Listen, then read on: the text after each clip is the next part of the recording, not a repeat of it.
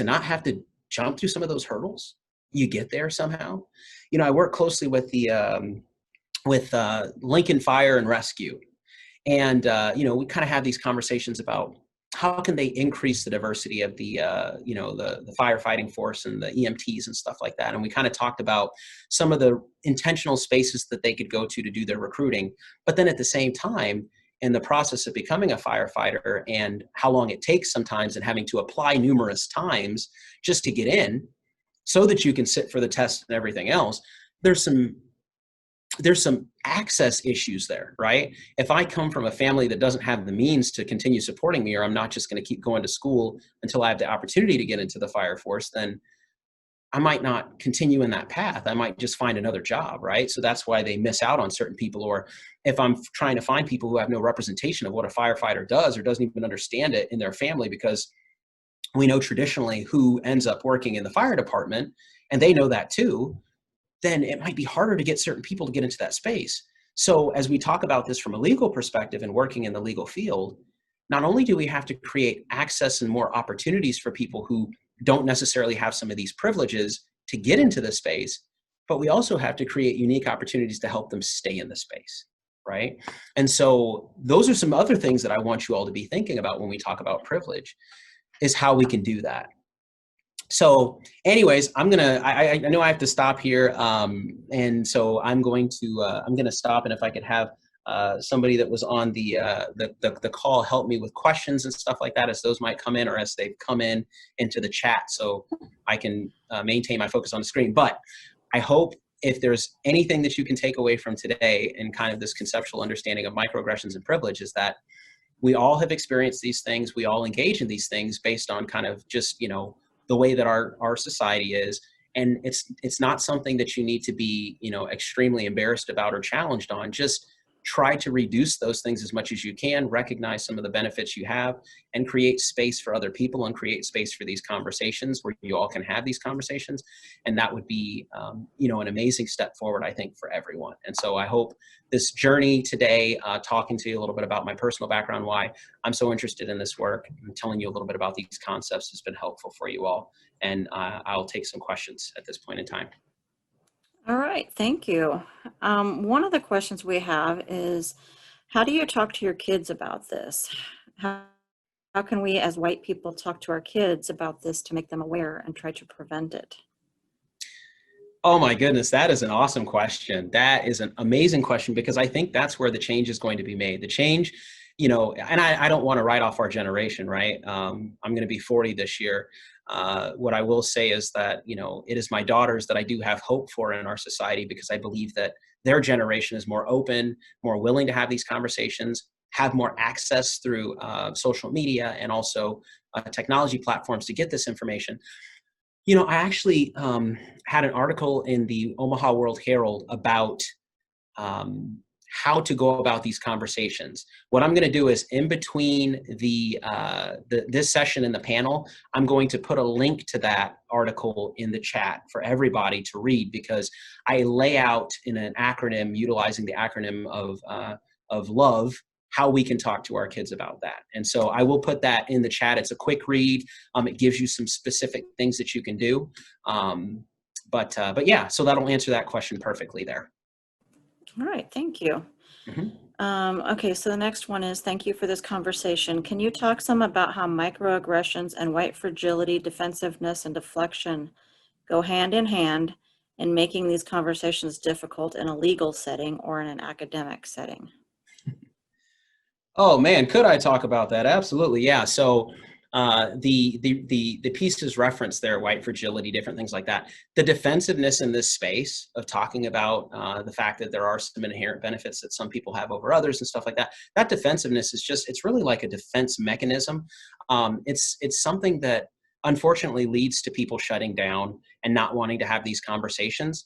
What I encourage you all to do is, because I think the legal field is all about being able to build an argument and also being able to support something with evidence, sometimes you have to lead people to certain resources where they can find something that truly does resonate with them. That's why I try to tell my story, and I try to let people know, you know, other people have experienced these things, like, and people in your lives have experienced these things. So try to build up a solid, core group of resources that can be utilized where you can see these things. There's great videos out there that have an easier way of explaining these things so that they make sense to people. But the main thing I'll say is just that, the defensiveness, I mean, it's going to be there, but you have to kind of continue going back to it. And you have to make sure that the people in your space that are courageous and leaders are going to keep bringing these things up. Because I think that's a really important point to make, is that if we don't keep bringing these things up, especially leadership, right? If you happen to be the owner of a law firm or the whatever, and you are saying that you want people that work in your law firm to be culturally competent, and you make that a goal and an objective of people who come to work in your space, then they're going to do that because they know that that's what's leading them to have a job there. We need more leadership in these areas to get past the defensiveness. Because if you're a person who is a leader in a space, and you come to someone and say, hey, you have to do this, then most of the time that's where we see people falling in line and being willing to do that work. Okay, and I think our final question here is, how do we start to retrain our brains? Is it first by acknowledging it? Absolutely. First, you have to acknowledge the fact that our brains do actually go ahead and we call it implicit bias. Okay, there's some more research that can be done from you all to look into implicit bias, that we have to make a decision when we look at certain things, right?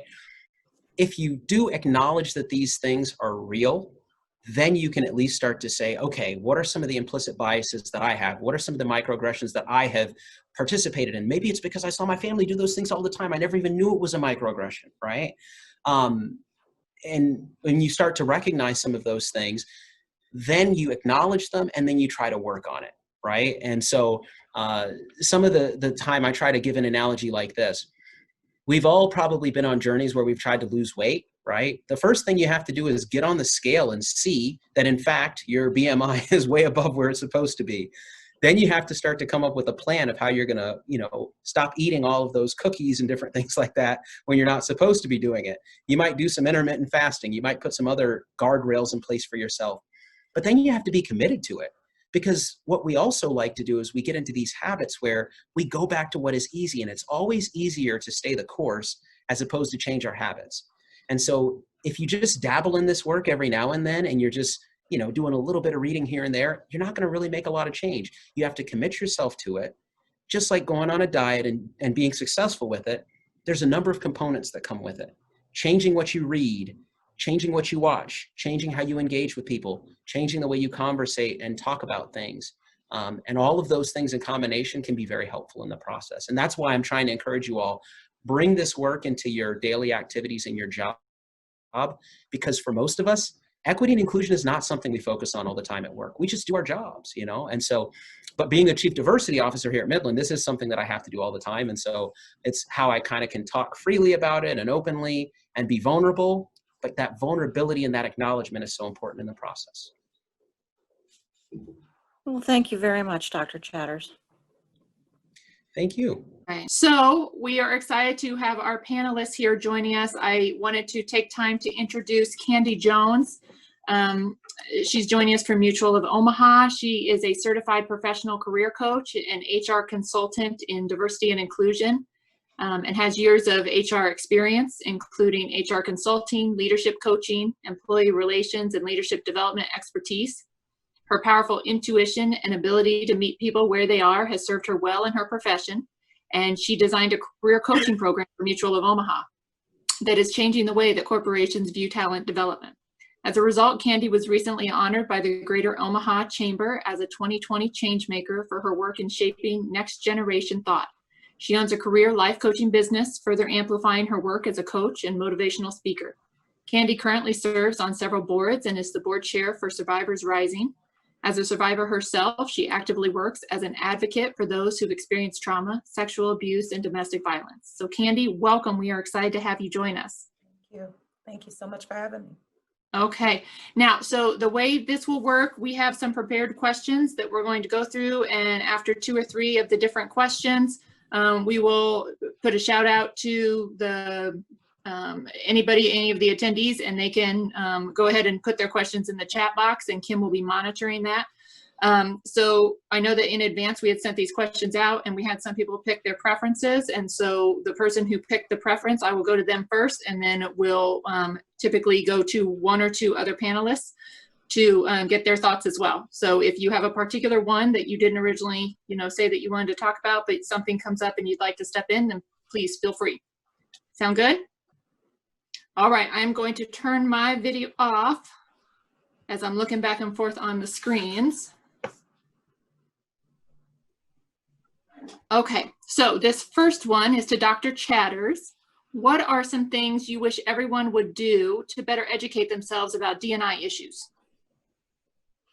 So I think that's a tremendous question. And one of the things I wish people would do is we have access to so many resources in this day and age. I always joke with my daughters because I say, when I was young, I would think about something and then I'd have to go get an encyclopedia off of the shelf and look through it, right? In this day and age, you can type pretty much anything you want to into a search engine and you can find information on it. Not only will you find information on it, but you'll also find where people have made that information more concise and easier to understand. So the first thing I'd like folks to do is just do a bit of a exploratory search on some of these concepts that you might have questions about. So we talked a little bit about privilege and microaggressions today. You can do your own search on those things. There's TED Talks on them. There's other videos that kind of have an easier way of understanding those things. I wish folks would just do that initially. But there's something else too that I think is really important. I think that in doing this work, we all have to find where we do end up having our privileges, and we have to recognize those privileges. And we have to, number one, be grateful for those opportunities to have those privileges. But then you also have to ask yourself, why don't other people have those opportunities? Why don't other people have access to where I am? Why don't other people have these things? And as you continue in your search and your journey and understanding how things have been constructed and how certain people have had more opportunities than others and things like that, I just want you to seek a level of understanding of that. And then if you can, again, as we talked about, try to create more access for people to get to those places where you happen to be comfortably. The other thing I would mention too is there's two times where I think in our country we are so separated, and we need to hopefully do a better job of creating integration there. That is at church. I think that we, as I went to a Lutheran school when I went to Midland back in the late 1990s or whatever, it was a Midland Lutheran college. And the Lutheran faith is not a very diverse faith. And so there just weren't a lot of people of color here on campus besides myself. But when we look at religion and we look at some of the opportunities and the messages that we have within our religions, creating those spaces for people of different cultures to come in and enjoy those things, those experiences of faith and such, I think we need to do a better job there. The other area I think is just in making sure that we are building cross-cultural friendships and going out and seeking opportunities where we can engage and immerse ourselves in other cultures to understand those cultures and recognize the benefits of those other cultures and also our own. So looking up those resources, making sure that we recognize our privilege and try to find a better way for other folks to have access to some of the things we have access to. And then finally, just really looking for other areas in our life where we can expand our experiences from a cultural lens and think about things differently that way as well. Awesome. Thank you for that. Ms. Jones, do you want to jump in on this question too? You're on mute. Can you unmute for me? Of course I am. Of course I am. Isn't that classic? No, I think he answered it really well. Really well. Thank you, Dr. Chatters. Okay. We'll go to our next question. This one is for Ms. McCool. What can employers do to start making their companies more diverse and inclusive? I think a lot of it comes from the top down. There are bottom steps, but it needs to be that foundational steps that matter. Things like having a diversity or an inclusion committee or something, even just actively recruit people of color, people with disabilities, people from different communities, people with members of the LGBT community. But fundamentally, it has to be something that everybody, especially at the top, buys into.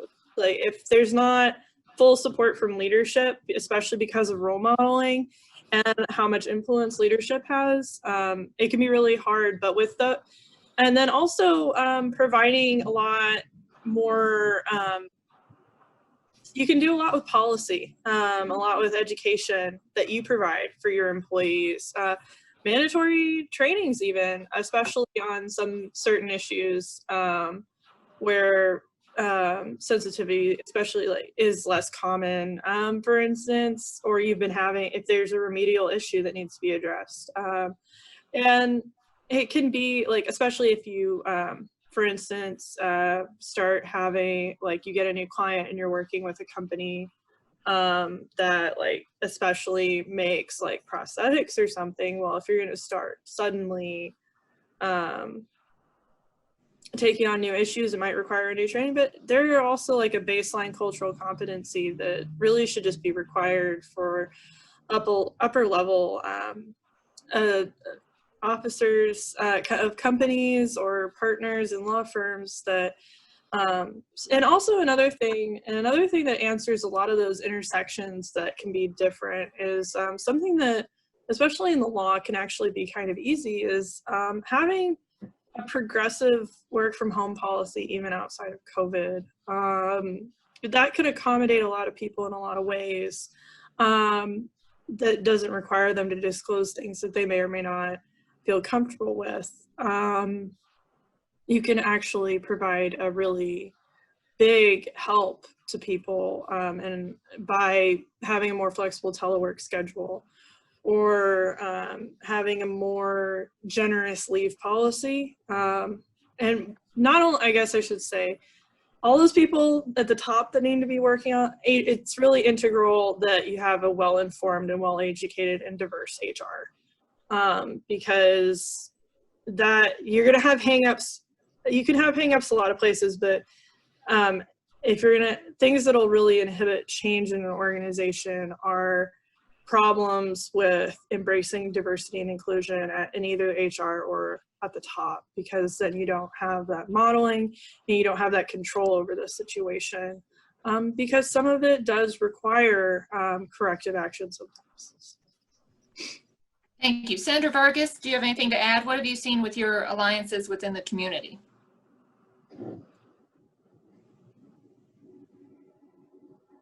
No, I can't hear you.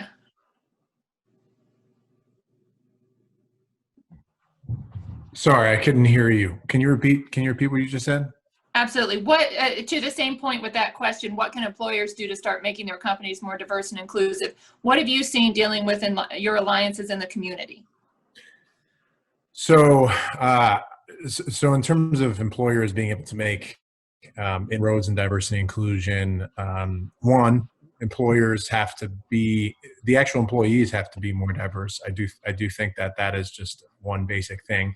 And then two, there needs to be intentional spaces that are not seen as extra things, but are seen as a part of everyday culture, where people are actually having I think somewhat organic and generative conversations about their own identity, and so both those things need to happen. So if an employer is not all that diverse in terms of the employees, then I tell them they need to sort of double down. If they care about it, you're interviewing 3 times as many, individuals from different, underrepresented backgrounds. You're trying to find both the right competency and, individuals that bring diversity to a group. And then the second piece of it is, I think sometimes we view, employers view the best strategy to increasing inclusion. I think sometimes they think it as a toolbox, and it's not their fault necessarily. It's just that I think it's kind of like being a teacher. Bloom's taxonomy of the different levels of learning. And I think sometimes employers think, well, the way that we're going to get to be more inclusive is by having resource groups. Just by creating a set of resource groups by identity, we've created a space for people to do it. And that's a step. What really is important is that it's valued, that there's time given to the leaders of these types of groups to then make it a part of their everyday life. They don't have to feel like it's a trade-off with their work. There's some resources put into to it, and it's not just for the independent employee resource groups. It's also for, in some way, shape, or form for all staff culture, infused. So those are the things that I think can be done more. In addition, the last thing I'll say is just doing work in a community. Nothing builds, I think, people's perspective and awareness than doing service with others in different places that are not where they're from or where they live or where they might be aware of. So. Excellent, thank you. Dr. Chatters, we had a question that came in via the chat during your session, and it was, how do we respond to those who think diversity and inclusion education training is racist or harmful? Okay, I'm going to take myself. Okay, there we go. That's an exceptional question. What I will say is that recently, as I read through the executive order that came out of the president's office regarding these trainings and stuff like that, it was honestly, for me personally, I mean, I recognize that there are some challenges that have happened more recently to some of the work that's been going on, but to me, that was the most significant step in that direction. First and foremost, what I would say is that people who believe that this work in and of itself is racist and in a way anti-American, that is certainly a privilege because they have perhaps not had to suffer through the impact of the negative repercussions of some of these things. And so I want people to recognize that there are people that are at different parts of this journey. And to me, one of the first parts of the journey is being able to acknowledge and come to an awareness of what implicit bias is in and of itself. With that being the case, what I would say is that sometimes you have to band together groups of people in spaces where there is room to actually be moved forward in a specific issue rather than getting a bunch of people together and there's folks that don't necessarily want to participate in the work and everything else. You kind of need to be rowing the boat in the same direction. So the first thing you need to do is take an approach that hopefully is a little bit more broad, where you can pull people in and help them understand why specifically for your area there is a reason for doing this work. If you dive directly into this, and to be honest with you all, there's different levels as I go out and I present to different groups that I jump in on. I know that people are coming from numerous experiences. I know people have a lot of different experiences overall with hearing about this stuff, and that some of it can be off-putting, especially to the people who are deeply rooted in their privilege and don't want to acknowledge that, they've had any specific privilege.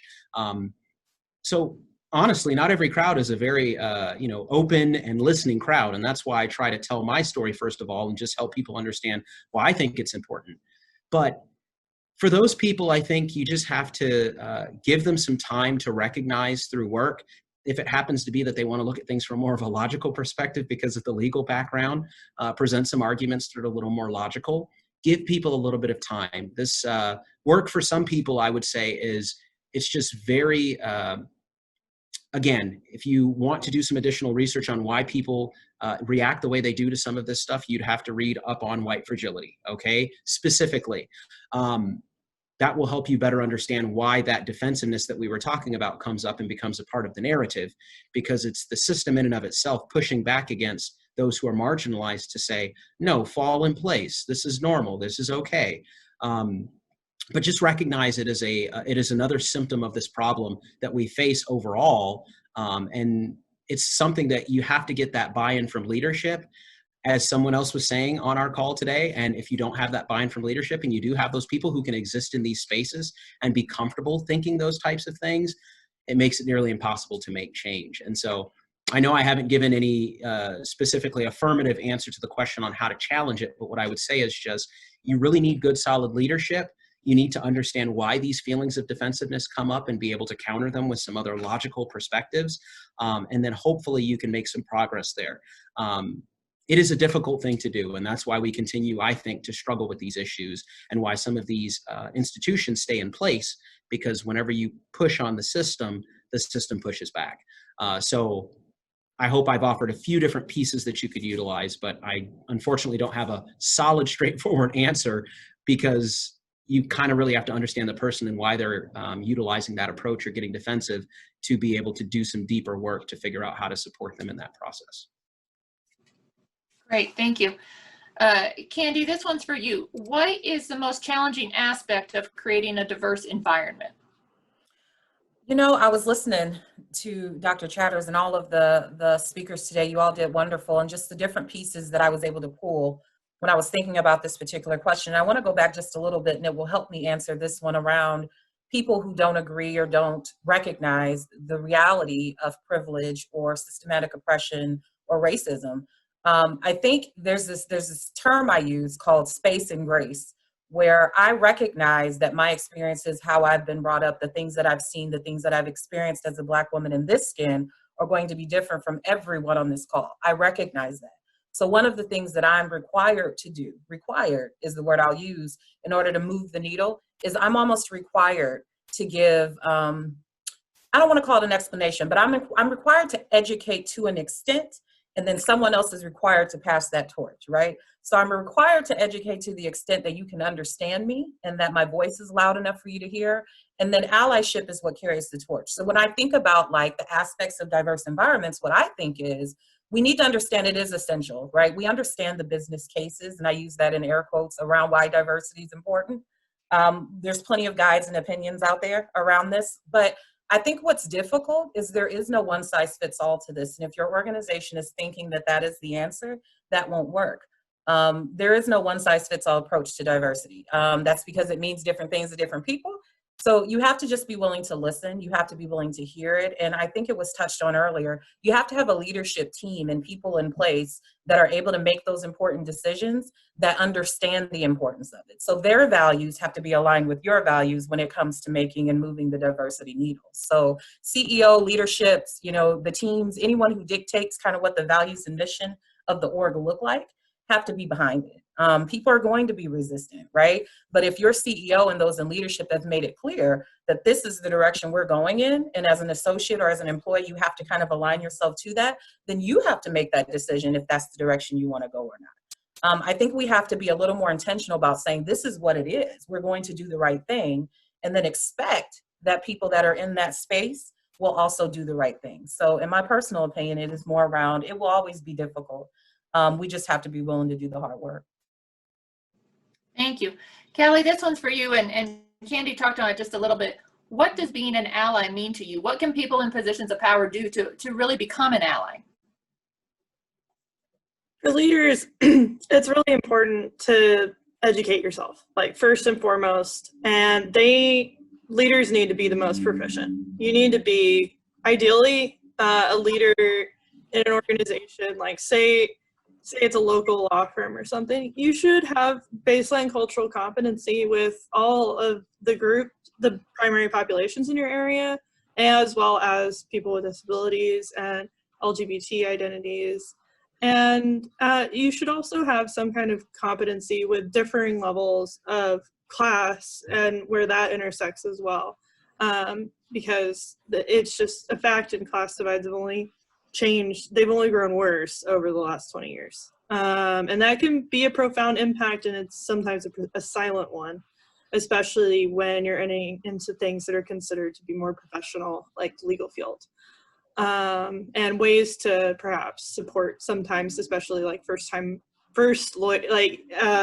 I think it was Dr. Chatters mentioned, like first lawyers in a generation, like it's the only one, you're the first one. You didn't go to law school. So that there are things like that in a business situation matter a lot too. Helping younger employees or new employees make up for deficits that they've experienced in their training because they didn't have access to the same education, they didn't have access to the same resources for whatever reason. Another thing is holding space for people and shutting up. To put it bluntly, there's a lot. That's one really, you have to do both in allyship. And with my identity, I can be the person who needs to shut up, or I can be the person that needs to talk. It depends. I pass most of the time. So if I'm with other natives, or natives that are more like grew up on a reservation, I didn't. I grew up in the city. So in that case, like that can matter. That can be fluid. I need to shut up because I didn't expect. I need to make space for people, those natives that had a harder time getting here than I did, to share their experiences. That can play in a lot. And there are other ways that plays in also, as opposed to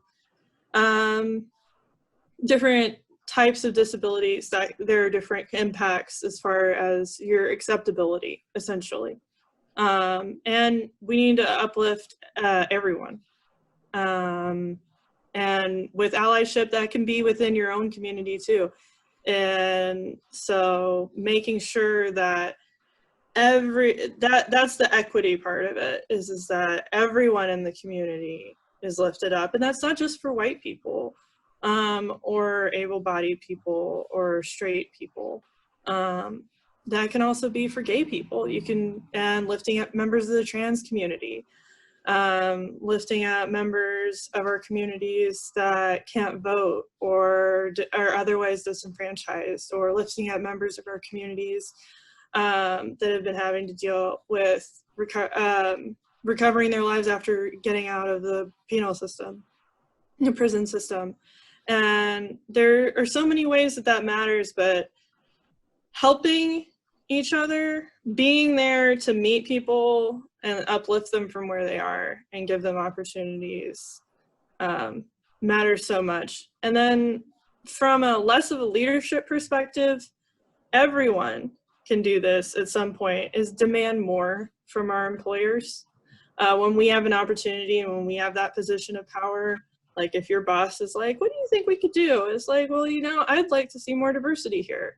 Or calling out behaviors as well. There are always instances where sometimes, depending on how our person, the set of random and intentional factors that came together, like there's always going to be an instance where you are in a better position to call something out. And if we take those moments instead of letting it happen, the more of us do that, the more our communities can grow. Awesome, thank you. Senator Vargas, this one's for you, and it's feeding off of what Ms. McCool said. Many companies pledged to take real steps to become more diverse and inclusive after the murder of George Floyd and the protests that followed. Have you noticed any actual change occurring here in Omaha and Nebraska? Or now that things are seeming to die down a bit, was it all just lip service to take advantage of a trend? What are you seeing?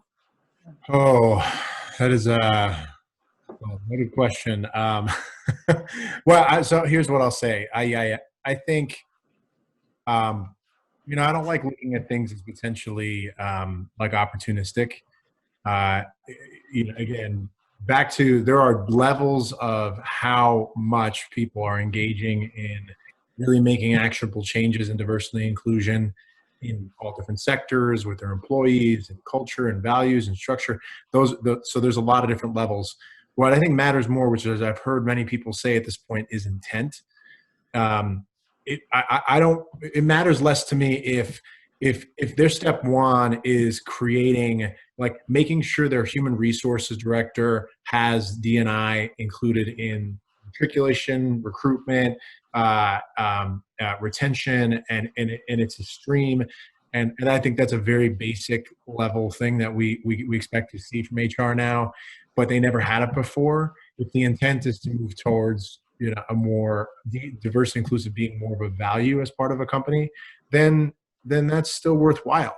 However, if somebody's intent is, we have to react to George Floyd and we need to make sure that we are acknowledging it happened, and so then they're being very reactive with what they're putting out. I think we can see reactive either messages or reactive structures that are meant to they're trying, but I don't think it's authentic. And I think that's the point. It's going to be within the eye of the beholder of employees on whether or not it's authentic and real. And the best thing that I think employers can do, and what I am seeing right now, is more of an emphasis on We have to start both at the top and at the bottom. CEOs have to fundamentally change the way that they lead and how D&I is infused in everything. If they don't change what they're doing, then I think it is a level of lip. It's just, it's saying it, not doing it. And then second, there has to be a grassroots as well.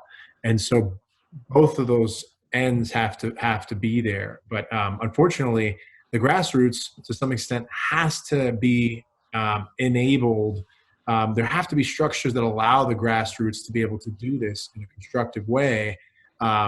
And that means that CEOs are giving up a level of, and senior leadership giving up a level of power in the power dynamic here. It's not going to be warm and fuzzy. It's not going to feel great all the time. And that has to be okay. And so we've seen the CEOs in the Omaha Chamber take a much more intensive look at diversity and inclusion. I have had far more conversations with CEOs of big Fortune 500 companies, the tech companies here, about D&I. And my lens is legislature. So I tell them, we are losing 18 to 25-year-olds, young people of color, people with different identities that don't see themselves raising their kids here. So if you really want a workforce, we need to create a more inclusive Nebraska. And it's starting to hit them.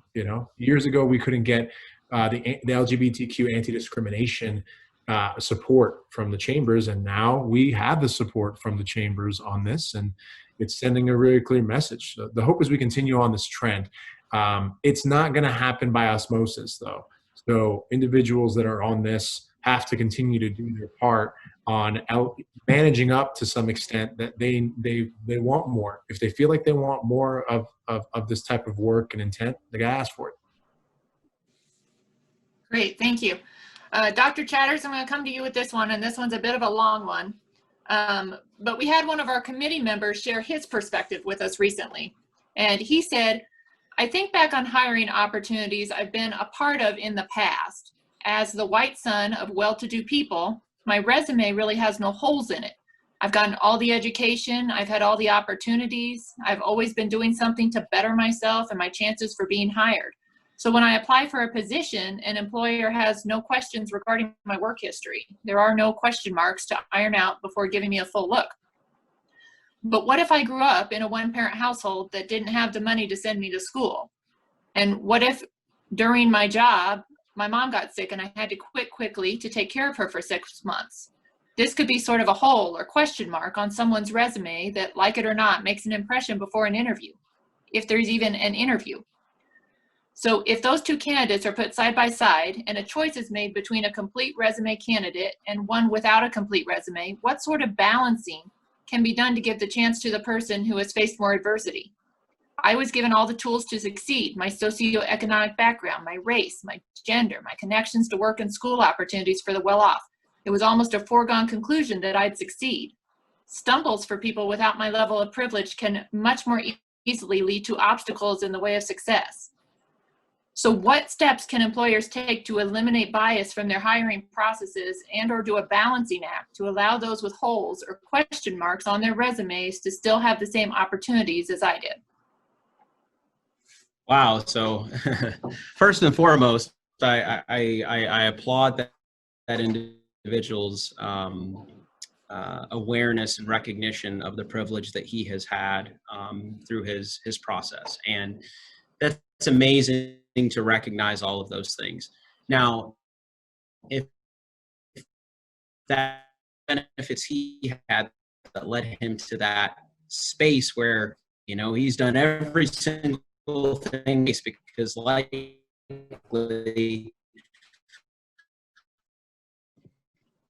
I'm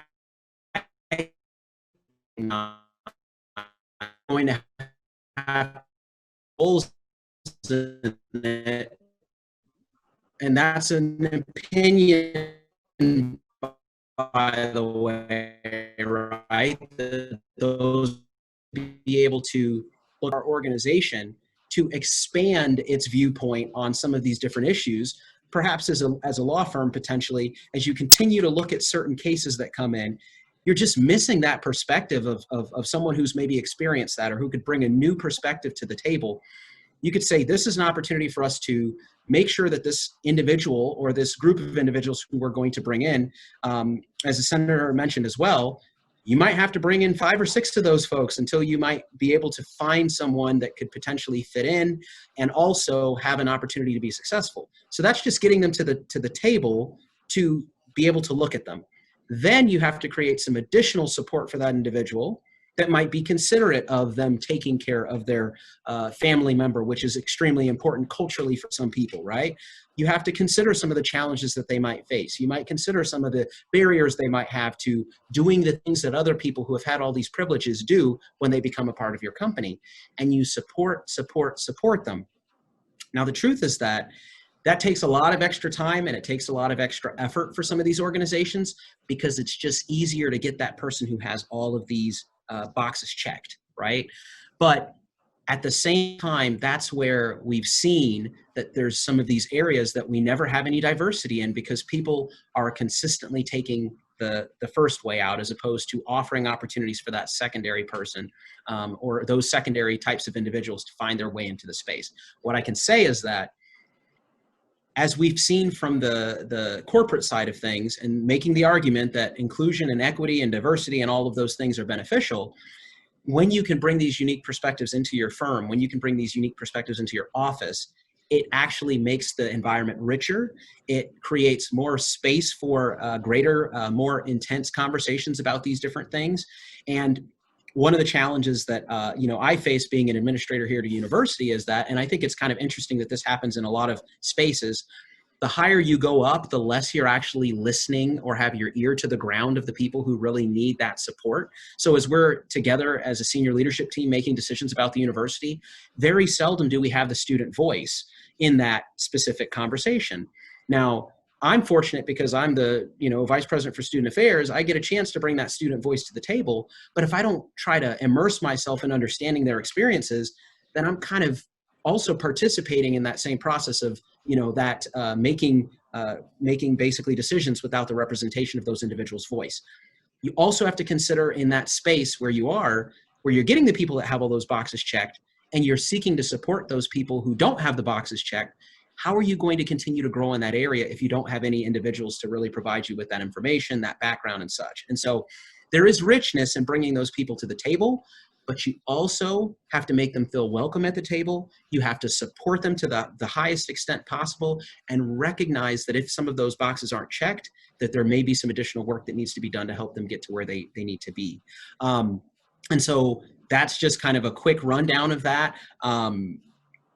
It happens in every different space. We all get those resumes that look great and we're like, oh, this person's great. But what about those opportunities for the people that have somehow gotten their resume in? Are you going to give them a chance to come and improve themselves to you at least?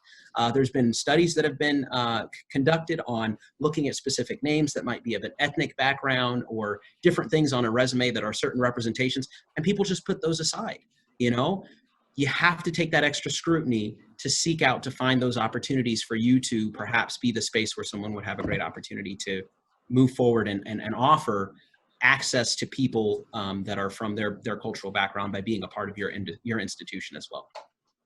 Excellent insight. Candy, I also want to get your perspective on this one. I know working at Mutual and, with your life coaching and mentoring and things like that, what are you seeing? What things have you done at Mutual to help make these spaces available and make them welcoming? I think it's very important. So the reason I created this role in part was because I recognized the disconnect between talent and maybe what's written on paper, right? So I tell this story really quick. I was sitting across from a young Black man and I was terminating him. This was several years ago, and I'll never forget it because he was intelligent, he was bright, and he had all the right pieces. However, we were missing the connection between him saying, hey, I'm in the wrong role. Right? I could probably do better in IT. I could probably do better over here. We had him in the wrong role. And so obviously his performance deteriorated and we terminated him. But in that termination, I'm talking to this young man who's brilliant in my mind, very nice. And I'm terminating him. I keep saying that, right? And so what that led me to is a lot of sleepless nights in prayer and thinking about what ways can I impact our environment, our culture, our work to where that doesn't happen, to where we are really recognizing the talent of people outside of what people think they should have. Listen, I've met I've met brilliant people with college degrees, and I've met brilliant people without it. And so I think what we have to do is be very, very intentional about digging deeper into how people show up, how people want to show up, what they're passionate about, what their dreams are. And then I personally have a responsibility to get people to know that they're capable and allow them to take whatever steps they need to take to get there. So I think it's true. You can bring people to the table, but if they're not prepared and equipped and confident, they will fail every single time. So it's very, very important that as we think about inclusivity and we thinking about, leveraging our diverse talent and we thinking about moving people into certain spaces, prepare them for that space. Otherwise, all this is for naught. So I think for me, I've worked really hard at just making sure people feel confident and secure in whatever role or any position they choose to go into. And then I give them actionable steps to get there. There isn't if you didn't have the background in the education, let's figure out how to get it. So it's those kind of real conversations that I think are driving the change we need to see. Awesome. Senator Vargas, this one's for you. What advice do you have for handling a situation where a colleague is being culturally insensitive, sexist, racist, etc.? How would you advocate for diversity, equity, and inclusion with colleagues who don't understand its importance? That's difficult, and it's going to be pretty unique. So there's no formula to it, and if somebody tells you there's a formula to it, that's inauthentic. It's not going to work, and it's probably going to make the situation worse. I find that the most important thing to do is you can't coddle, but you can't shame somebody. So you have to acknowledge you have to affirm people's feelings on how they feel on both sides. If somebody's been hurt by what somebody said, their feelings have to be affirmed and recognized, because even though their perspectives may be different and maybe I do understand how they're feeling or maybe I don't, that person needs to be acknowledged. Otherwise, we're really not creating a safe space for them.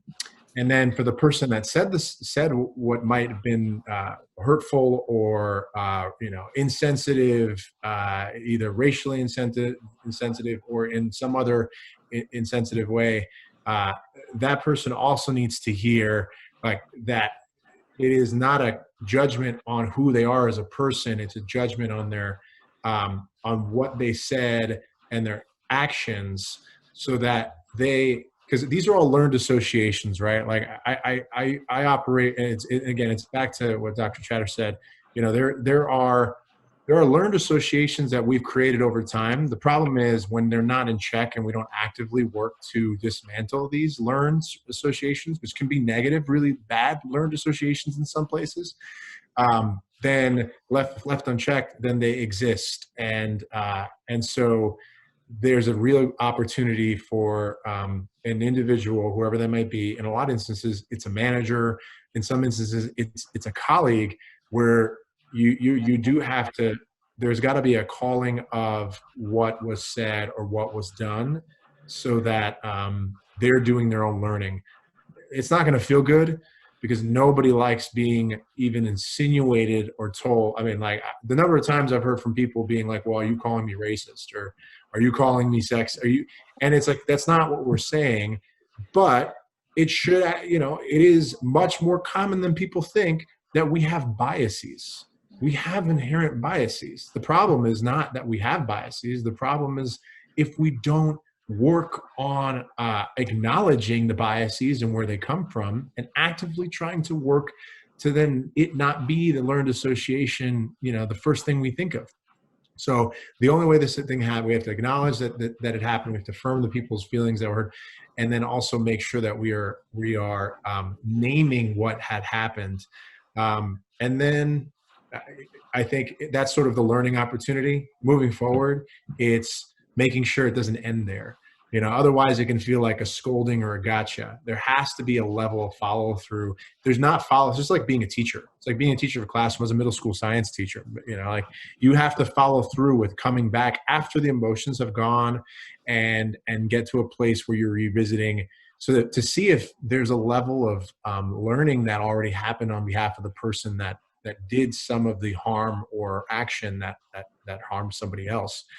And if they didn't, it's a real opportunity for us to to dig in and say, now there's, what else do we have to do to try to work on how this person's contributed to creating an unsafe or less inclusive environment?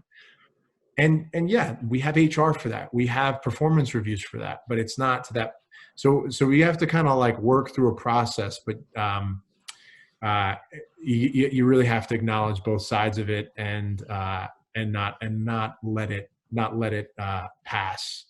Too often, I think we're afraid to call it out, and that's just, it's worse. It's so much harder to address when we let these things exist or undermine people's feelings. It's why people leave jobs. I think it's why people leave places that they love. That one experience can define them. And then, it's no surprise we see some companies that are like not diverse in so many different ways. And then there's some that are just thriving. So that'd be how I would approach it. Great. We do have a follow-up question to that from Allison. Do you, and this is for anybody that wants to answer, do you feel like the approach needs to change depending on the age, 30 versus 60 or whatever of the person that you're addressing about the potential biases? So I'll reframe the question. I think that we should always be tailoring our approach to the person. That doesn't mean that I hate using the word coddle, but it's the word I use. But we don't coddle people, but we have to we have to differentiate how we approach the issue. People are individuals; they have different values and identities and the different perspectives. So we have to acknowledge those in it. But in terms of age, I don't want to say that because you approach it differently because somebody's younger or older is a different generation, but a more holistic view on. You can have somebody that is very young and that may not have had a lot of life experiences outside of where they were raised, and vice versa. You have somebody that was really young that has been very cosmopolitan experiences that but you can have people that are older in the same way. So I don't want to make the generalization that old or young, it has to be approached differently. So that would be my take. Do any of the other panelists have anything to offer for that one? Nope, nobody's touching that one. 10-foot pole, nobody's going to touch that one. I did want to mention one thing there, and I agree with Senator Vargas on not making any general assumptions about people that might be older. But I think what we're hearing here is that there may be some more entrenched thought processes for people that have been living in the country for longer or experiencing things for a longer period of time. And so therefore it might be more difficult to encourage them to make some of those changes. But what doesn't change in that process is the impact that the statement or whatever the behavior has had on another person in the company. And so I think we have to, as Senator Vargas was talking about earlier, just recognize that on both sides of it. And I had kind of seen an example of that with certain older men that I was talking to about certain things when we were talking about male privilege and things like that, who it's just the way they say, hey, this is just the way I grew up. This is the way that things are and everything else. It doesn't necessarily mean it's right. It might mean that it takes a little bit longer for them to get to understand it and everything else. But what I've always tried to pride myself in is giving an example to them that is personal enough that they can pull themselves off of being in this position of this is just is the way that it is to understanding the impact that something like that could have. So in the case of working and talking about male privilege, I would usually bring up, well, what if something like this were to happen to your daughter? Or what if something like this were to happen to your sister? Or whatever the case might be for some of the young men that I was working with. And that was able to really help them hone in on understanding the impact of it. So in those specific cases with those older people that work there, you can kind of ask some qualifying questions as we were talking about tailoring it to them that might help to get them to focus in on the issue a little bit more from a personal level, because it is by backing away to some of those spaces of saying, well, this is just the way that I was raised, or that's just how I am, that we are depersonalizing the experience. And we have to personalize the experience for that person and then help them understand the impact it had on someone else. And as Senator Vargas was also saying, no, I'm not necessarily calling you racist or sexist, but I am saying that the comment that you made had a negative impact on someone and really hurt their feelings. And that's what we're focusing on right now, right? If it is that not calling them racist or sexist is going to release them from that feeling of guilt that they've said something or done something wrong. And that's just from my psychological background, is getting them into a position where you can work through that with them. And that does take time, it does take effort, but I think it also betters the company as a whole when you can move past that situation and in a positive way. I agree. I think definitely trying to get them to have empathy with the person that has been impacted can definitely make a difference there. Callie, the next question's for you. What approach do you find works best for helping others understand perspectives of colleagues from different backgrounds? I feel like Senator Vargas and Dr. Chatters kind of addressed that. Really, it does have to be individualized. And if you can get people, if you can reach out to them through examples, if you can make them relate, you can engage with that, you can engage their empathy more quickly. A lot of it, though, it depends. It also depends on the position that I'm in that situation, because sometimes just we all have our own, just like as a person who's native, but I pass, and then but I have other depending on what kind of transgression it was, sometimes you're not sometimes you if it's something you're less familiar with, it can be important to recognize everyone's feelings. And then also, as a leader, or if it was somebody that, say something happened with a paralegal or something, sometimes you have to also educate yourself before you can also appropriately respond to a situation. If it's something that, for a corrective action, you have to address, sometimes it's not, these are conversations that also sometimes need to keep going. You can help people, because if you really want to help people understand and help people empathize, you can't, you're also limited by your own knowledge, and nobody's an expert on everything. So if we can focus on that initial step, which the others were talking about, and addressing, it's not,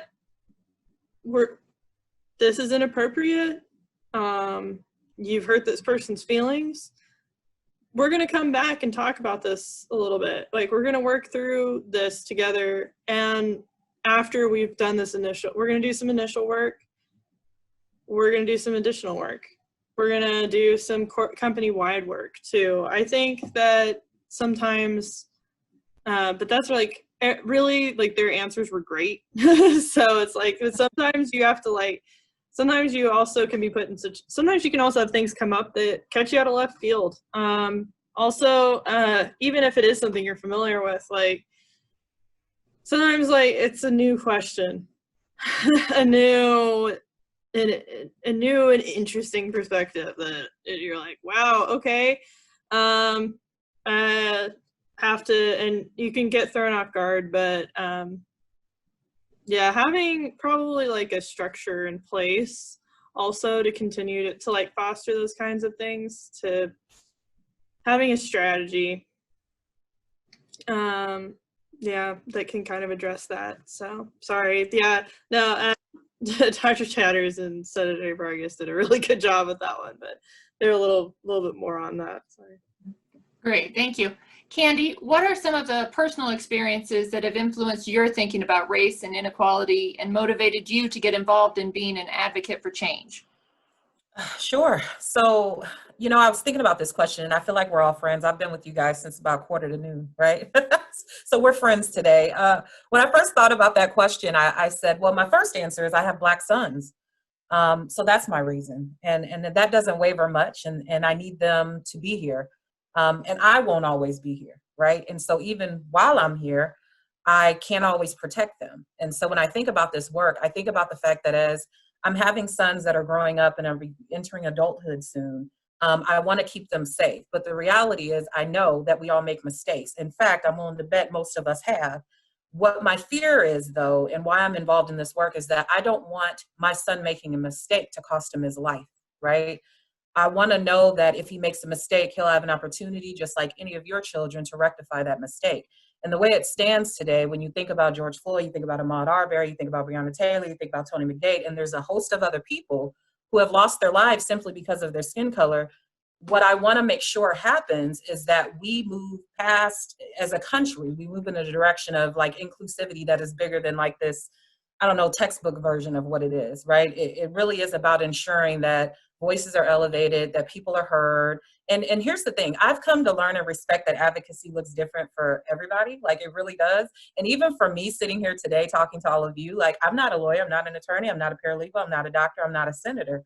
I'm a person with lived experiences and a story. And I've used the stories that I've had to shape the way I show up and the storytelling I share with all of you to hopefully move you into intentional action. So as you can see, with all of our different experiences, we're able to share with you very real life experiences about how we choose to do the work. That's advocacy, you know? So for me, I had to decide, like, advocacy doesn't have to look like everybody else. My advocacy is the fact that I really care about people, and I want people to feel valued, and I don't want people to feel humiliated over and over again. And I want people to understand their power.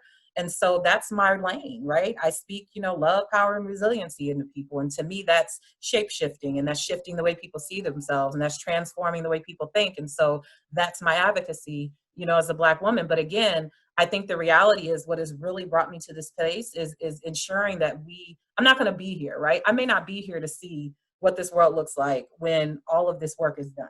I may not be here to see it, but I want to know that I was actively involved in changing the way things look, you know, for my kids and their kids and that sort of thing. So really my personal is just wanting to make sure my black boys survive. Thank you for that, Candy. I've got a question to go out to the group. How do you make a case for diversity in your organization? So what advice would you offer to the attendees who may be interested in getting more involved or bringing more diversity and inclusion to their own companies? What's the next step that they can do leaving this conference that we put on today? And it's open to anybody. Well, I'll jump in with, I would love us to get to a point where it's no longer about making a case. When I hear that, it brings up something within me that says, so making a case really implies that I have to constantly argue and fight to prove that laws need to be changed and practices need to be challenged, right? And that's exhausting, right? So the constant, like, I don't know, issue to have to prove I exist is really dissettling for me. But I get it. I completely get it. Again, I can't go back on and be hypocritical to what I always stand in, which is grace and space. So I get that we do need to do that work.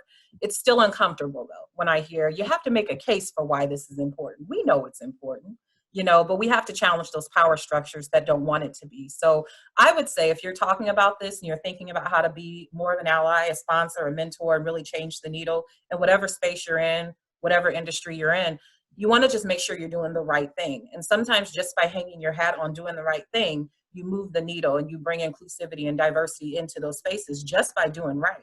So start with senior leaders, start with the power makers, be that person that speaks up and has a voice, say the names of diverse talent when they're not there, you know, understand the values and missions of where you're at and make sure it aligns with where you want to go. Because if it doesn't, you can probably make an impact somewhere else, you know, and I'm not saying to leave the situation, but I'm saying your internal practice has to be equitable. And if it's not, then maybe that's not an environment that you'll want to be in if those people aren't listening to you being able to make an impact and build structures and change the foundation of that particular organization. I think that's super important. Again, we have to be intentional about doing the work, but we also have to meet people, you know, where they are. And maybe not everybody's where you're at, but you have the desire and the drive to really make stuff happen. Go where you're going to be, you know, appreciated and wanted and valued. And that voice is going to be heard, because that's important. We need to move the needle in whatever ways we can. So I would say just get to work. Does anybody else want to jump in on that one?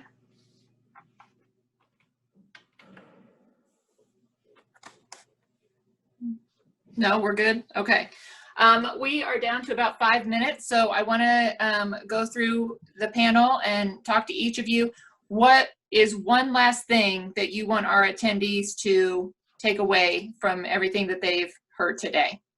And Callie, we'll start with you. I think one of the most important things that you can do is educating yourself. If you have questions, some of it's kindergarten stuff, you know, it's like, have a question, ask Google.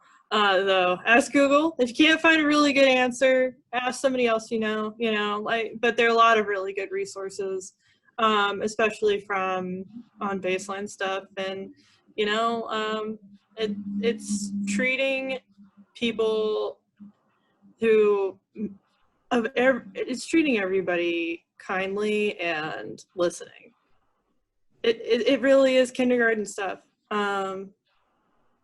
But you can really reshape your workplace if instead of bringing to the table what you've heard about a type of person, and you just interact with people genuinely. Excellent. I love that. Senator Vargas, you next. What do you want the attendees to take away? What one thing? Oh, the one thing. So I find that there's power in numbers. So I work as a senator, right? And there's 49 of us, and hopefully there's not a misconception here, but yes, there is a good. When I bring a bill, I'm working on that bill. It's my bill, and I'm trying to get it to the finish line. And I mentioned a lot of different bills earlier in the legislative update. However, the most effective bills are the ones where we've been able to build some pretty broad coalitions. And sometimes it takes time. It requires a lot of engagement with people from different walks of life and different parties. And so the lesson I've really learned is sometimes I could be sort of going on my own with it and sort of be a leader in this, but it's really more important that I create a coalition, especially when you're trying to change culture. Changing culture is difficult and can be particularly difficult for those that are in senior leadership or management.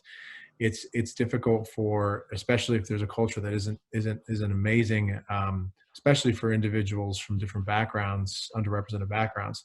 And so I try to tell people there's a benefit to creating coalitions to then help you sort of share the load of work, but also to share the emotional load of what is happening with your employer, because it's stressful. I am lucky. I've mentioned this before. I got 3 other people of color that I work with, and those 3 other people are senators. And having one less of them means I'm sharing less of that load when we're having very difficult conversations with my white colleagues, and it is emotionally draining, and it's necessary work. And so I'm like actively seeking out different supporters in that work so that I can sustain it, because I never want to.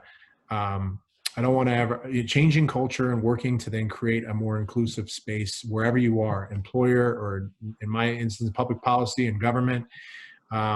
It's a marathon, not a sprint.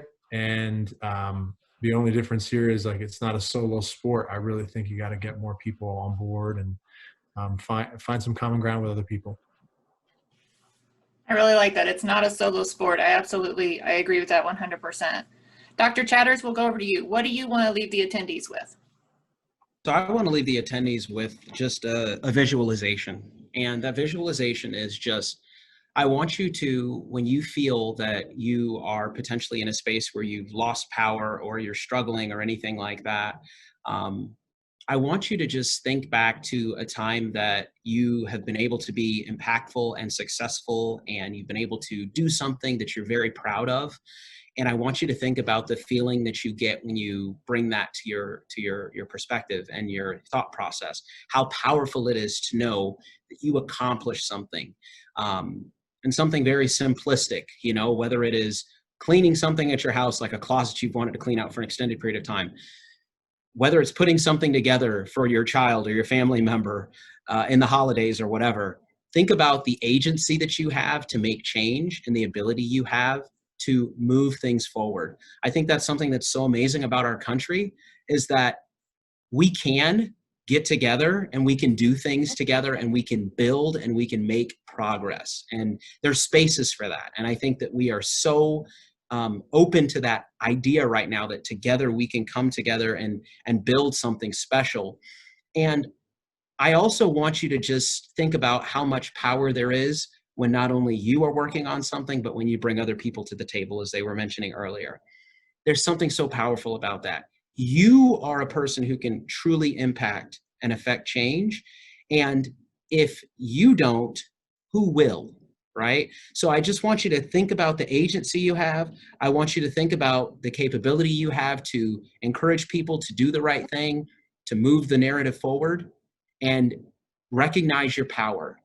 All of us have power, and all of us have the ability to support each other and make something positive happen. And I think that's what's amazing. So I just want you to think about that feeling, visualize it, and then go out and conquer it. And I think if we all seek to do that in our spaces, we certainly will make this a better society that we live in.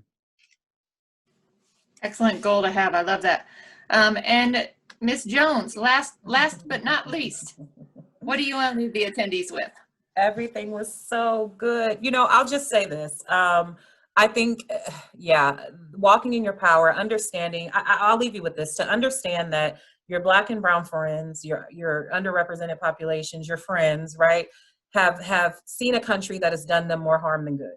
So it is super important and imperative that if you want to show up differently, that you understand that love, support, and genuine friendship and sponsorship are what changes lives. You have no idea the type of talent you tap into simply by doing those things. So sponsorship matters. Supporting people matters. I'm here because of my allies and sponsors that have continued to elevate my career.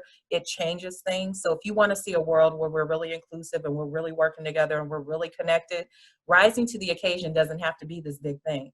It can truly be you tapping into your people that are in your networks, beyond your networks, loving on them and supporting them and understanding, giving them grace to navigate a world that has just been very, very difficult to navigate. So I encourage you to just continue to extend that love to one another and that support to each other, because that's really how we're going to change things. And that's what I'll leave you with today. Thank you for having us. Awesome. Thank you all for joining us today. This has been wonderful. We're getting lots of different comments in the chat saying thank you. What a wonderful conference. Thank you for being vulnerable. Thank you for sharing your stories, which we absolutely appreciate. We're so thankful that you guys were able to do that and to join us, particularly Senator Vargas today, since it's election day. Thank you so much